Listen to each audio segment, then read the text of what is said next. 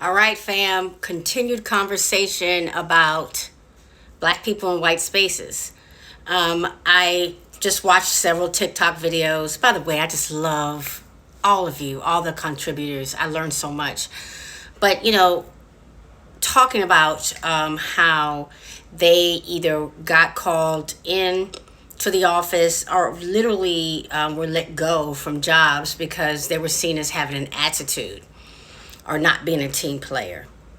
And this is another issue when it comes to black people in white spaces. Culturally, our value systems are different. So typically, white people value politeness, formality.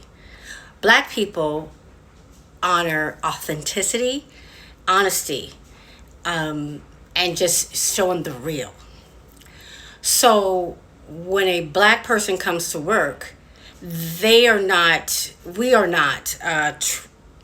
our natural instinct is not to smile and say, hey, how are you? Oh my goodness, how are you? Because that's not what we appreciate. We actually bond with people if someone says, how are you? And you're like, girl, I'm here. You know what I mean? But kids had me up all night, the husband's tripping. Like, that is what we actually appreciate. Is the authenticity, the truth. We really like the truth. You can tell that in the way we celebrate, and you can tell that in the way we mourn. We are real. White people are formal and polite regardless of the situation, regardless of how emotional or real it is. And they expect everyone else to behave in that way. And they have decided that if you're not acting that way, then you are not professional.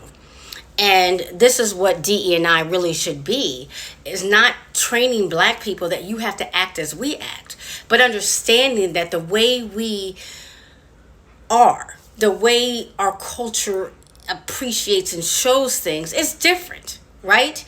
And we know how to put it on when we must.